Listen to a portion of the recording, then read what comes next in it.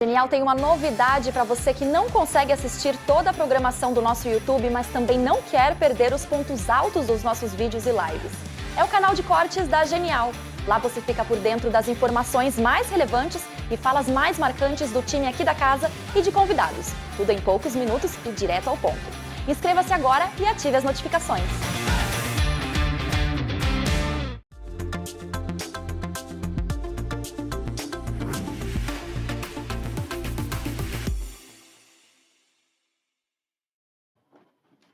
Olá, da Genial Investimentos em São Paulo, eu sou Denise Barbosa. Hoje é sexta, eu fechei segunda-feira, 20. Hoje é segunda-feira, dia 20 de novembro. Esse é o fechamento de mercado que você já conhece, gosta e confia.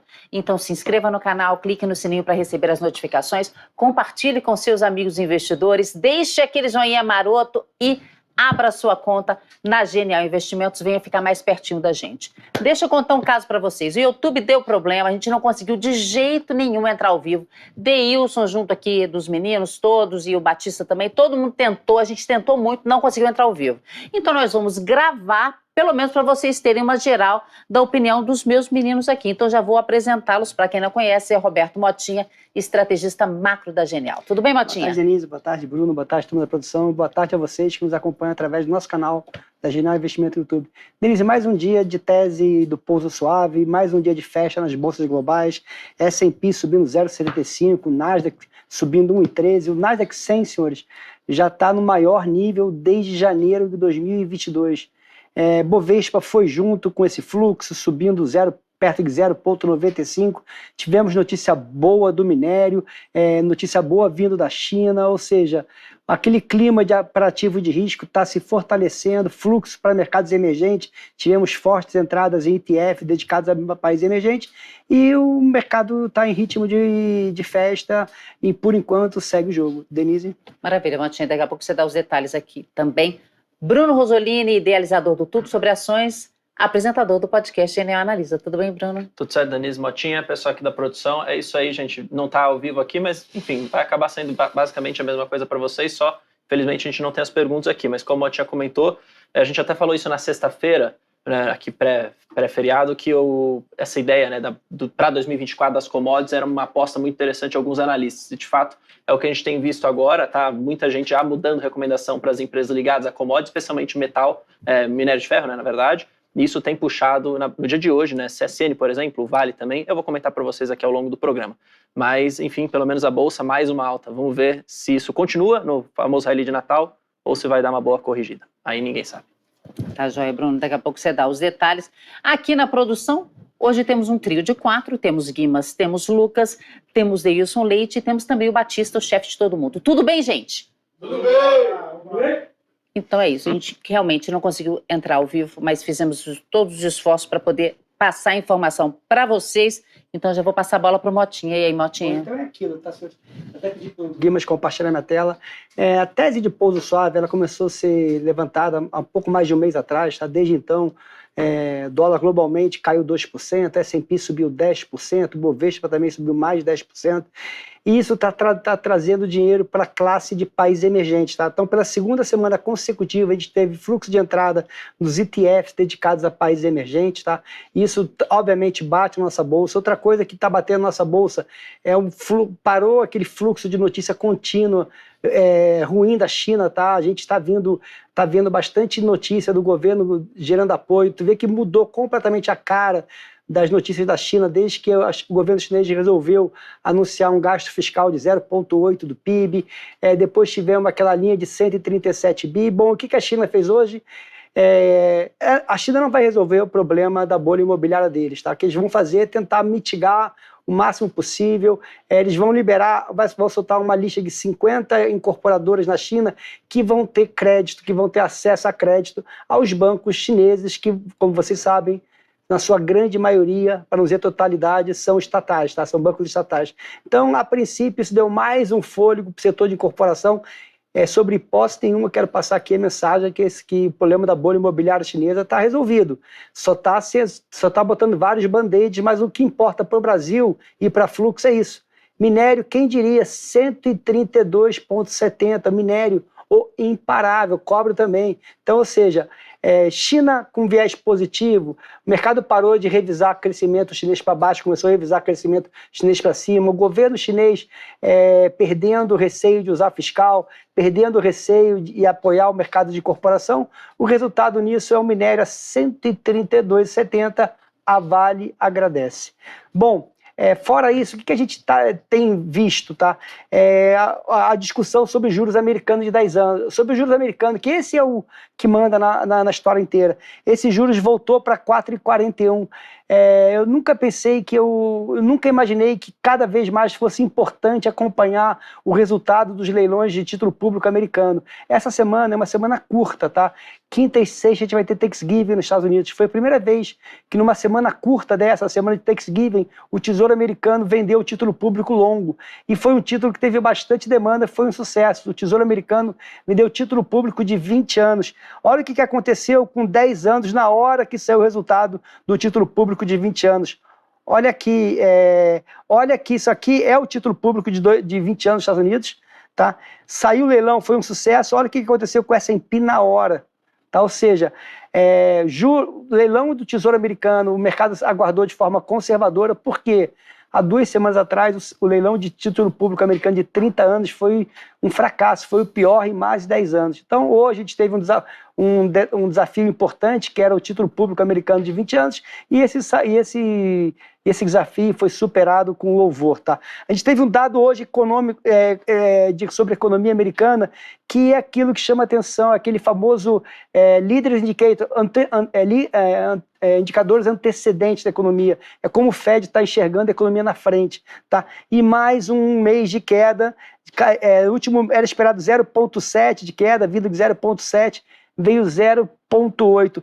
Teoricamente, essa bateria de dados desse Leader Indicators, ele sinaliza risco de recessão. Toda vez que veio para esse nível, os Estados Unidos entrou em recessão. A grande dúvida no mercado vai conseguir realmente ter pouso suave ou não? Na dúvida, o mercado está embarcando que vai ter pouso suave, sempre lembrando, nos últimos anos, nos últimos 40 anos, o mercado apostou na tese do pouso suave algumas vezes, só uma funcionou. Será que dessa vez vai funcionar? O mercado está botando dinheiro nisso. Então, pouso suave é aumento de risco, Nasdaq 100 na máxima desde janeiro de 22, Ibovespa a imparável. Para mim a festa continua, tá? Acho que a gente está aqui também para falar um pouco para frente. Acho que a festa continua. É uma festa bastante perigosa, que a gente está navegando numa camada de gelo muito fino, mas a festa continua, senhores. Enquanto o pouso suave for a narrativa, segue o jogo. Olha o fluxo.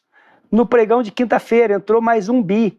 Entrou um bi 150. Não é nada, senhores. Já voltamos para os 15 bi. Tá? Desde que a China começou a mudar a cara, olha o fluxo de entrada. A gente estava com 6 bi, já foi para 15 bi, 10 bi em menos de um mês. É muita coisa. Eu acho que essa festa continua.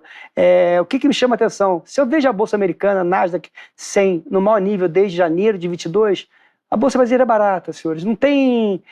com China entrando no radar dos investidores. O nível da Bolsa Brasileira é super barata. Hoje, por exemplo, o Morgan Stanley acompanhou o BBA e botou Bolsa Brasileira também a 145 mil pontos. Hoje no Morning Call com Vilegas, o Morning Call falou: Motinha, sabe de uma coisa? Sabe o que é esse 145 mil que o BBA colocou e o Morgan Stanley colocou? Eu falei: não, nada mais, nada menos é que o PL, o preço-lucro da nossa Bolsa, voltar para a sua média dos últimos 10 anos. Voltar para a média, senhores, não está caro. A discussão, 145 mil, é voltar para a média. Então eu vejo realmente os ativos brasileiros muito baratos. Essa tese do pouso suave, se ela se prevalecer, eu acho que segue a festa, senhores. Os multimercados brasileiros conseguiram pegar essa festa, tá? Dos multimercados, aqui eu selecionei um dos principais multimercados brasileiros, tá? Simplesmente, a gente vê o quê? 9 multimercados brasileiros relevantes subiram mais de 2% desde que começou esse rally. Teve 2 multimercados subindo mais de 4%. O IP Atlas do Rio, 4,87%. E o Mar Absoluto subiu 4%. Mas a gente teve vários multimercados com 2%. Opportunity, 2,24%. Ibiúna, 2,40%. Legacy, 2,56%. Capitalo, quase 3%. Ou seja, os multimercados brasileiros voltaram para a festa, tá? E conseguiram pegar esse rally bastante positivo. Dentro disso tudo, ainda tem o evento Milei na Argentina, tá? É que, para ser sincero, eu acho que faz muito pouco preço dos ativos brasileiros. Mas o que é importante? A gente vai ter o privilégio de receber aqui na quinta-feira, no resumo, o Daniel Delábio, é o gestor, é o CEO e gestor do fundo chamado Exploritas, tá? Que é um fundo extremamente agressivo, só esse mês está subindo 12%. Ele é, na minha opinião, um dos maiores, se não o maior especialista em Argentina. Ele morou mais de 8 anos na Argentina, ele conhece como poucos o mercado argentino e ele vai falar um pouco sobre oportunidades, como é que ele enxerga a Argentina. Sei que os ativos argentinos hoje voaram, Bolsa da Argentina subindo mais de 20%. Tá? Então é isso, senhores. A festa, a princípio, eu acho que a festa continua. É uma festa perigosa? Sim. É bull market de peito aberto? Não, tá? Mas o mercado todo está de peito aberto. Isso me chama muita atenção. A procura por opções de proteção está em lows históricos, tá? O mercado está realmente de peito aberto. Denise? Joia, obrigada, Motinha. Passar a bola aqui para Bruno Rosolini. Como é que fechou a bolsa hoje? Boa, maravilha. Se o Guimas puder compartilhar, por favor. Então aqui, só mostrando para vocês, então, a alta no dia de hoje, tá? 0,95%, mais de 125 mil pontos. Acho que o destaque também é importante ali para commodities, né? E eu até puxando um pouco esse gancho que o Motinha comentou ali do Morgan Stanley acompanhar o BBA. Lembra que o Itaú BBA lançou aquele relatório falando que a bolsa no ano que vem poderia fechar 145 mil pontos. Eles apontaram ali, na verdade, 4 grandes pilares para eles acreditarem que isso ia acontecer. E aí depois acabaram até falando algumas empresas, né, que eles achavam que seria uma boa alocação. Não quero entrar no ponto das empresas, mas acho que só quero relembrar para vocês os pilares, tá? Primeiro, essa questão do próprio valuation. O Motinha também comentou aqui que o Villegas falou no Morning Call. É uma bolsa que está muito barata, inclusive um desvio padrão abaixo dessa média histórica do PL, e voltar a 145 mil é simplesmente, como o Mota falou, voltar à média. Então não é que ficou caro. Na verdade, voltou a ser um parâmetro mediano frente a todo esse período histórico. Então, o que a gente está vendo hoje é realmente uma bolsa, um valuation bastante atrativo. Tá? Algumas empresas mais, outras menos, aí você tem que entrar um pouco mais no detalhe. E aí, outro ponto que eles acabaram colocando, que eu acho que faz bastante sentido, é esse apoio em commodities. Tá? Eles acreditam que muito do lucro por ação das empresas vão ter uma expansão desse lucro por ação nas empresas ligadas a commodities, e por isso, eles até já começam com esse relatório aqui. Não um BBA, né? Outra casa, mas aqui falando do geral. Olha o Bank of America que ele fala, por exemplo, tá? Ele acabou elevando hoje Vale, CSN, Uzi Minas para compra e cortou Gerdau, que é a parte de siderurgia. E qual que é um pouco dessa tese, que eu acho que é bastante interessante? Primeiro, um rally do minério de ferro que pode continuar não só nesse ano, mas também para o ano que vem, o que consequentemente traz esse resultado melhor e puxa as cotações das empresas ligadas a minério para cima, como é o caso aqui, especialmente de Vale, que estava muito barato.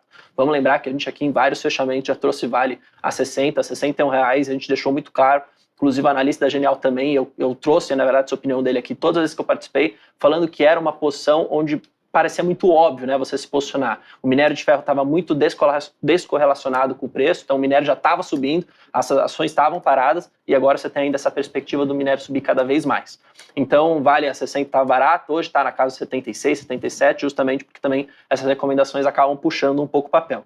E aí, qual que é a questão aqui? Não é, por exemplo, que Gerdau, até comecei a minha fala falando disso, não é que Gerdau seja uma empresa ruim, tá, gente? Pelo contrário, é uma empresa de extrema qualidade, a siderurgia apenas está passando por um momento um pouco mais delicado para essas empresas, especialmente aqui no caso da Gerdau, que eles cortaram, por conta, desse maior exportação de aço vindo da China, que já é uma história um pouco mais antiga, mas também uma demanda menor na América do Norte, né, onde Gerdau tem grande parte ali da sua receita também atrelada. Então você tem uma construção civil um pouco mais fraca ali, e isso acaba tendo uma demanda um pouco menor por aço, e, consequência, o resultado da empresa acaba sendo pior nesse curto espaço de tempo. E sempre também aquela recomendação relativa. Se o minério de ferro está numa crescente melhor, numa tendência melhor, se posicione de acordo com os analistas em mineradoras ao invés de siderurgia, tá? Mas não significa que Gerdau, por exemplo, não esteja num preço atrativo para comprar. Só que você tem que sempre ter aquela massa, né? Meu capital é finito, onde que eu aloco nesse momento? De acordo aqui que basicamente todas as casas, as mineradoras, é mais interessante para isso,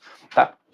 Então só trazendo para vocês essa visão. Aí quando a gente olha, por exemplo, aqui nos ganhadores e perdedores do Ibov, aí você percebe, né, CSN, por exemplo, você tem CSN Mineração, aí você tinha até Vale aqui, mas acabou não entrando agora por conta desses reajustes, e aí do lado negativo você tem aqui, por exemplo, Metalúrgica Gerdau, e Gerdau, reflexo desse corte de recomendação, mas também, se não me falha a memória, ou foi hoje ou foi na sexta, gente, a data X do anúncio de dividendos. Então a gente sempre sabe que depois a data X acaba se corrigindo, também traz um pouco dessa queda. Explica Ok? aí data X. Data X é um dia depois da Datacom, e a Datacom, na verdade, é a data limite para você comprar as ações para ter o direito de receber um dividendo, um juro sobre capital próprio que foi anunciado. Então, por exemplo, a Datacom é dia 20, exemplo, está hipotético. Então, até o final do pregão do dia 20, se você comprar aquelas ações, você tem o direito de receber esse dividendo. Aí, por exemplo, no dia seguinte já é data X, aí se você comprar a partir de lá, você não tem o direito desse provento. Os outros que vão ser anunciados, aí sim vai tudo depender dessa data, tá bom? Então, quis trazer esse panorama para vocês e até uma perspectiva bastante interessante, tá? Porque, de novo, a gente acaba trazendo esse viés super positivo de commodities puxando a nossa bolsa também. Então, ao que tudo indica, 2024, a depender de como andam as commodities, tudo pode mudar, né? Essa questão das narrativas. Pode ser mais um rally interessante para a bolsa, ok? Quero trazer para vocês uma notícia interessante aqui também de Petrobras. Vamos lembrar que tem aquele fantasma, né, por trás da Petrobras, que é toda essa questão da diretoria, do direcionamento estratégico da empresa. A gente vai ter o planejamento estratégico vai ser divulgado, tem toda aquela questão, né, dos investimentos, quanto eles vão vir a mais do que é o esperado pelos analistas e o quanto que isso pode impactar nos dividendos. Só que a grande verdade é que a gente tem que ser muito verdadeiro, essa é a verdade. O Jean Paul Prats, que é o presidente atual ali da Petrobras, apesar dele fazer parte, né, dessa nova guinada estratégica da Petrobras, enfim, ele era senador do PT e tudo mais, estava ligado ao governo, o que a gente vê na prática é que a Petrobras está seguindo, inclusive, bem o preço de paridade internacional. Tá? Então, quando a gente vê, existiria até espaço, na verdade, para a Petrobras cortar preço de diesel e de gasolina. O grande risco lá no começo do ano era, acabou o PPI, o pessoal vai parar de seguir, vai subsidiar, vai ter desabastecimento, vai ser ruim para a empresa. A gente está seguindo, né? Apesar de não estar mais na regra, porque teoricamente acabou essa paridade, né? A gente ainda está seguindo, frente aqui ao modelo que o próprio Vitão tem. E aí isso acaba, não sei se é exatamente isso, tá, gente? Mas isso acaba tendo uns murmúrios negativos no próprio governo. Então, está se discutindo, isso vem muito também ali do Rui Costa, uma certa troca no comando da Petrobras. Então, poderia sair aí o Jean Paul Prats, entrar um outro presidente, aí fica aquela pergunta, né? Se o Jean Paul Prats está saindo porque não entregou alguma coisa que o governo quer, o que é essa coisa? O que o novo presidente, por exemplo, entregaria e se isso seria bom ou não para a empresa? Então, por isso que as ações acabaram se movimentando no dia de hoje. Esse é o fantasma que está atrás da Petrobras, essa é um pouco da tese. Quando você faz sua análise, quando você decide comprar, isso tem que estar no seu preço. E por último, eu quero falar para vocês só uma notícia interessante.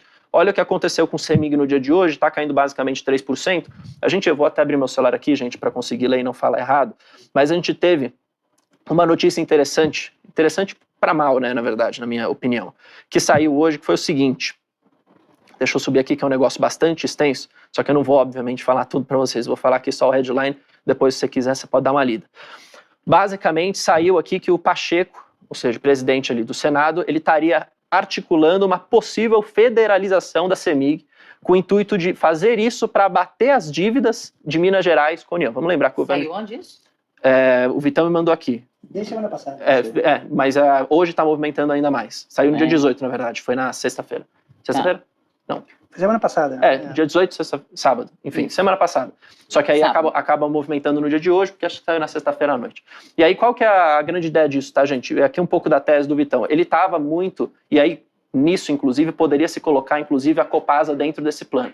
Uma das teses aqui que o Vitor Souza tem é uma tese pró-privatização dessas empresas, tá? Então, você tem o caso ali de Copasa, que isso poderia ser bastante interessante para a empresa. Você tem até um caso, por exemplo, da CEMIG. Vamos lembrar que o Romeu Zema, que é o governador, tem esse viés mais liberal, tal, ele já está no segundo mandato, inclusive, não tem essa reeleição, então poderia isso acontecer. Agora, uma possível federalização dessas empresas tiraria um pouco desse viés positivo do que uma possível privatização poderia agregar de eficiência, enfim, melhores margens, melhores lucratividades e, especialmente, olhando para essas empresas, energia e saneamento, os dividendos que o pessoal está esperando.